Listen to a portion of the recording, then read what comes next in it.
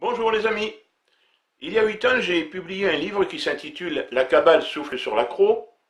Ce livre, c'est un recueil de contes, des histoires qui se sont déroulées un peu en Camargue, un peu dans le désert de l'Accro et surtout à Raphaël. Raphaël, c'est un village que j'ai habité à peu près une dizaine d'années, dans les années 70-80.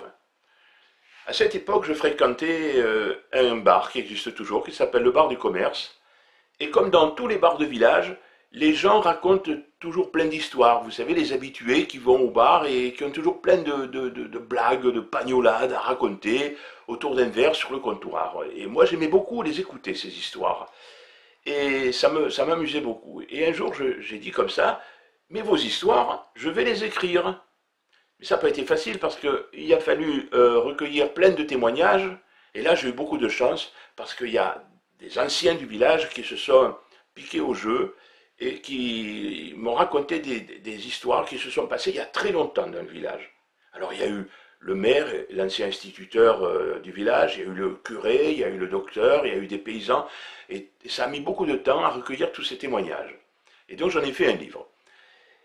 Et longtemps après, donc, je me suis dit, et si je les racontais, ces histoires, si je les lisais, si je les racontais sur YouTube, sur Facebook, et c'est ce que je vais faire. Je vais publier des contes que je vais lire, et là j'ai besoin de vous. J'ai besoin de votre soutien, j'ai besoin euh, que vous participiez. C'est-à-dire, c'est pas très compliqué, il suffit d'aimer, il suffit de partager, il suffit de commenter. Et en fonction de ça, je saurai si je continue ou pas à publier ces histoires. Ça dépend de vous. Alors, ces histoires, il ne faut pas les écouter comme ça distraitement sur votre smartphone en marchant dans la rue ou allant boire un café ou une bière, peu importe.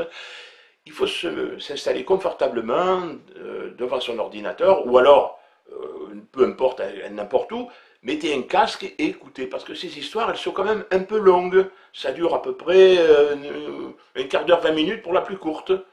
Ah, vous voyez, c'est comme de lire un livre. Il faut prendre son temps et déguster. Voilà, alors j'arrête mon blabla, je compte sur vous, et puis en fonction de ça, je saurai si je continue ou pas à publier. Si ça vous plaît pas, ça vous plaît pas. Bon, j'insiste pas, hein, et je continuerai pas à polluer votre fil d'actualité. J'arrêterai. Mais si ça vous plaît, il y aura une autre histoire. Et puis il y en aura encore une autre, et puis il y en aura peut-être encore beaucoup. Voilà. Alors on va commencer par une histoire qui se passe à Arles. C'est l'histoire d'un ermite, d'un vieil ermite, et j'en dis pas plus. Je vous laisse écouter cette première histoire, et j'attends vos retours. C'est important, les amis, c'est important. Je vous embrasse.